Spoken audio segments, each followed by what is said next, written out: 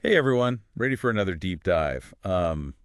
Today we're really getting into it with this piece by Jose Van Dyke. Oh, yeah. It's all about big data, and honestly, it's kind of got me reconsidering every time I just casually click or like something online. Yeah, I see that. You know, it's like we all know it's data, but what's actually happening with all that information? Right, right. It's like we're feeding this massive system constantly, and we don't even realize how much we're giving away. Exactly, and it's almost like it's become a kind of currency. Yeah. Our data. Like, remember that whole Snowden thing back in 2013? Yeah, Talk definitely. about a wake-up call. Yeah. It wasn't just about, oh, they could see our phone records. It was this bigger realization that, like, everything we do online leaves a trail. Hmm. And that trail, it's valuable and it's accessible. Absolutely. I mean, that really challenged our assumptions about privacy, didn't it? Suddenly that exchanged our personal stuff of using these online services. It was impossible to ignore. It really was. And Yeah. that's what I think is so interesting about this Van Dyke piece.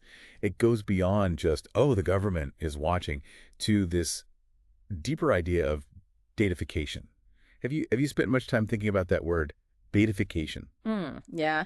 It sounds so technical, but it's really about how this stuff is impacting, well, everything. Right. It really is. I mean, think about it. Like every single click, every like on a post, every online interaction, it's all being tracked, measured, transformed into these, well, data points. It's wild. It's like this digital version of, I don't know, an anthropologist Uh, painstakingly recording every little thing we do, except it's happened all the time to everyone on this global scale. And it's not just like our social media habits either. Like scientists, researchers, they're using these data trails to study human behavior in all sorts of fields. oh yeah, absolutely. There's a lot of potential there, but also, a lot of potential for things to go wrong. Totally. It's like that saying, right? I did. Garbage in, garbage out. Hmm. You can have all the data in the world, but if you're asking the wrong questions or not even thinking about how that data was collected in the first place, well, You're going to get skewed results. exactly. And I think that's where, this whole idea of dataism comes in, right? Like Van Dyke talks about. Oh, right. It's this belief that if we just gather enough data, we'll like magically unlock all the secrets of human behavior. Right. Dataism. Yeah. Bigger data equals better understanding automatically. But as with anything, I'm sure it's not that simple. It's definitely not that straightforward. Okay, so dataism, something to be wary of. But also, I mean, this isn't some like dystopian sci-fi thing, right? It's about how we approach this data revolution thoughtfully. Exactly. And a huge part of that is recognizing that data is never truly raw. It's always seen, filtered through the lens of whoever is collecting it. Oh, totally. It's like that game we used to play as kids, Telephone. Remember? Yeah, When one yeah. person whispers something, it gets passed around, and by the end, it's totally different. And that's what happens with data, too. Right. So the message changes depending on who's doing the interpreting, who's asking the questions. Exactly. I mean, think about it. The same data set, say Facebook posts from young mothers, it could tell completely different stories depending on what you're looking for, right? Are you analyzing what products they like, their emotional state? The data itself doesn't have the answer. It's the questions we bring to it. It's like trying to understand a whole culture, but only looking at their garbage, Mhm. What you see, it all depends on what you're looking for. Wow, that's actually a really good analogy. So, okay, if data is always being filtered, always seen through someone else's perspective, then whose interests are really being served here? That's the big question, right? Right. And that leads into this whole other thing, this trust triangle that Van Dyke talks The about. stress triangle. Yeah. Okay, I'm gonna need you to break that down for me. Sure, sure. So basically it's this relationship, this kind of interplay between three main players, right? You've got your data companies, they're the ones gathering all this information.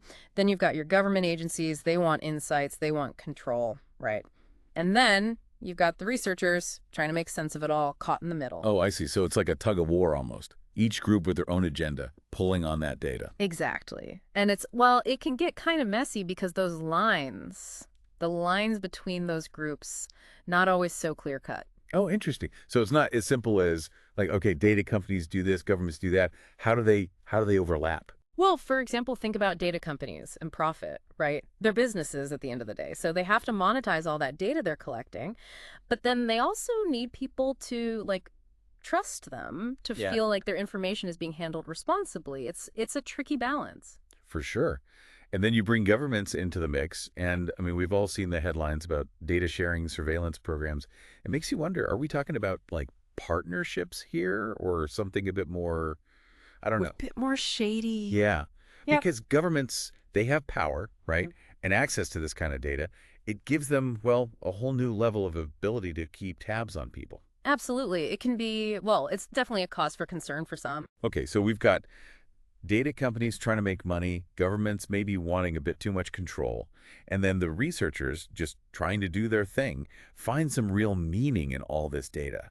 That's a lot to wrap your head around. It really is. And we can't forget about us, right? The users. We're the ones feeding this whole system every time we click, every post. Right.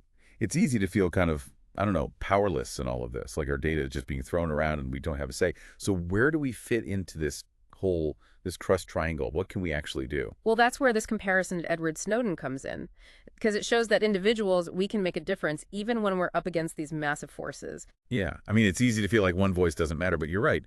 Snowden, he started a global conversation, right, about surveillance, about data privacy. He forced people in power to at least acknowledge that, hey, people are concerned about this stuff. Exactly. Like public pressure, it works. Think about those big data breaches a few years ago, right?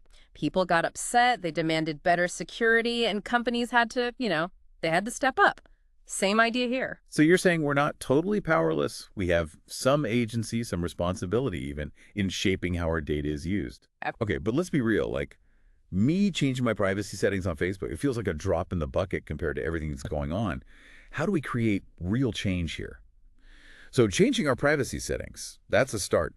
But it can't just be on us as individuals to keep these big data companies in check, can it? I mean, what else has to happen? You're right. It's bigger than any one of us. Think of it this way. We teach kids about online safety, right? Like, don't talk to strangers, be careful what you share. It's like we need that same awareness, but for data. Yeah. A culture of like digital literacy, where everyone understands what their data is worth and feels like they have the power to protect it. Digital literacy. I like that. It's like data is the currency of the digital world, and we need to be smart about how we spend it. Exactly. And part of that is, supporting organizations, fighting for better laws, holding these companies and governments accountable. Because honestly, who actually reads those terms of service agreements? Oh, I know, right? It's like pages of legal jargon. I just click agree, hope for the best. Right. But we need to be more aware. Totally.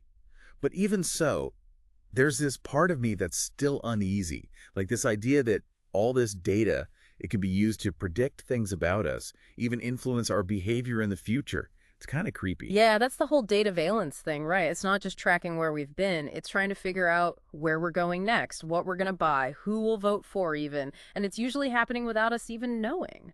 It really is like we're being tracked, but it's all invisible behind the scenes. Kind of unnerving when you think about it. It is. And the thing about dataveillance is the purpose, what it's being used for, it's not always clear. They can collect your data, analyze it, store it, just in case it becomes useful down the line.